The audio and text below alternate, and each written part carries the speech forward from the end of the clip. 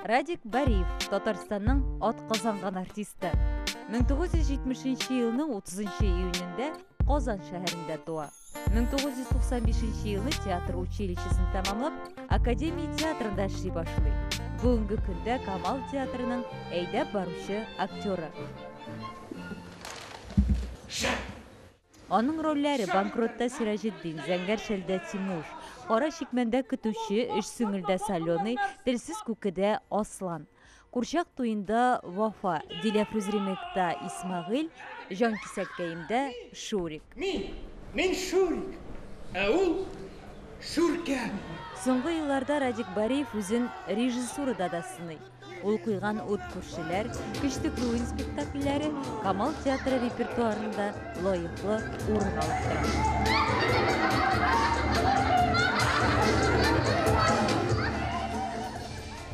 Пәрдә артында сәхифәсендә исә Радик Бариев безне театр дөньясына якынайта. Аның шактый серләрен ача. Монда безнең зав труппы менә булай торып язып куя. Кем качан эшли, кем качан репетициягә килә. Кемнең спектакле менә Радик Бариев дип язылган Курчак туе. Зәңгәр шәлләргә ботлар монда. Бөтен монда без көн сайын килеп, монда карап китәбез. Иртәгә нишләргә? Берсе көнгә нишләргә? Шулай торып, анары булай торып карыйбыз да, китәбез сәхнә артына. Монда гримнар салгач, гримнар салабыз. Шулай торып карап китәбез үзебезне, матурмы, юкмы? Шулай торып шалт сәхнәгә инде. Бу безнең зур сәхнәбез. Хәзер монда декорациялар ташый башлар, эшли башлар.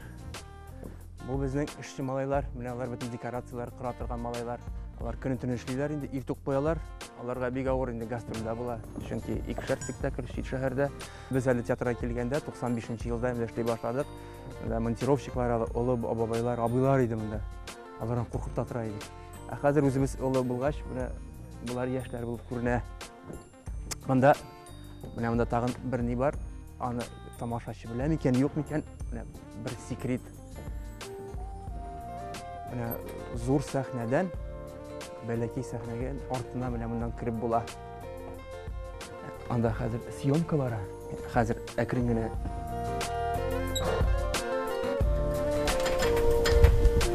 анда сезнең ТНВ телекомпаниясе менә съемка спектакль.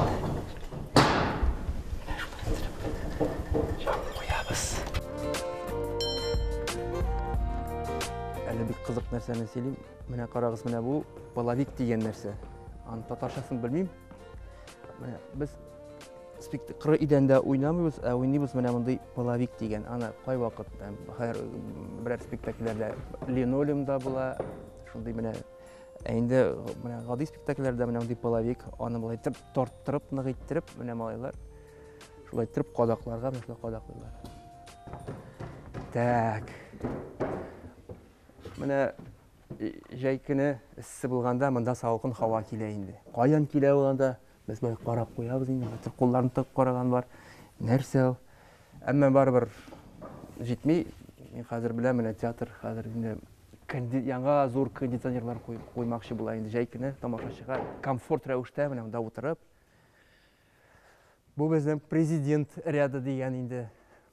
Менә монда безнең зур түрәләр, җитәкчеләр килсә, менә монда утыралар инде. Улай иттереп карап, бу инде иң уртасы, иң кыйбат, иң шәм урын инде. Менә монда сиңа бер нәрсә камашауламый.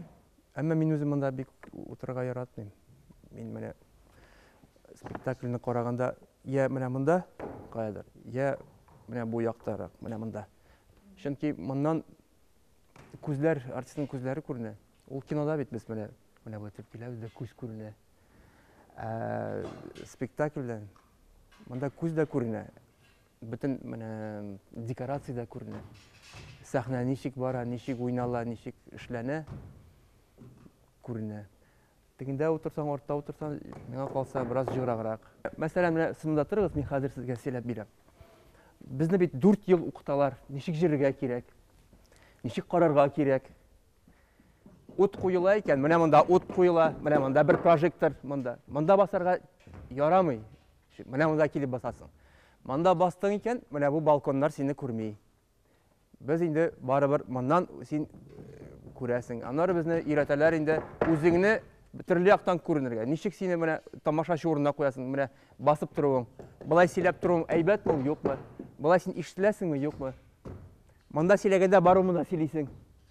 Менә шундый нәрсәләр.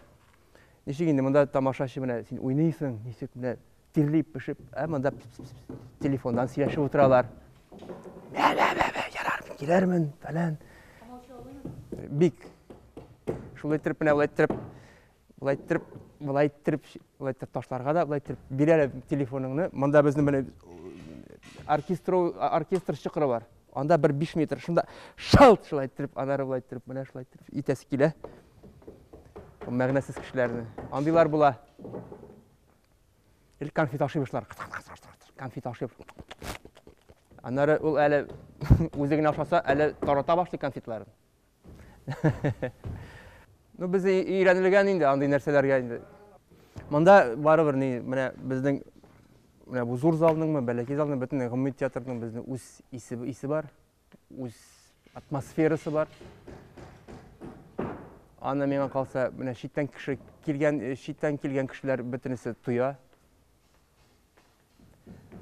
Монда ничектер рәхәт. Чөнки безнең театрда элегелектән килгәнме, белмим, ул зак еллар без театрга килгәндә ул атмосфера бар инде. Ул артистлар белән инде элегелектән бер гаилә булып торуның бездә андый нәрсә юк. Мин менә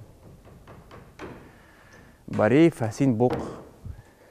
Мин Бариев, син Шуп. Юк, анда без олысы да, кечесе дә бер коллектив, бергә. Театр үзенә күрә бер инде. Мин гел әйтеп торам, безнең профессионалда әйбәтрәк һөнәр юк. Миңа калса рәхәтрәк. Чөнки син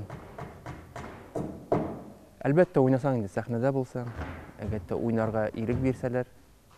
Ә инде иң шәп, иң әйбәт театрда уйнау, инде ул үзенә күрә дәрәҗәле. Радик Бариев белән сөйләшүнең бер өлеше генә әле бу. Очрашуның дәвамы бар. Карамый калмагыз. Кызык булачак.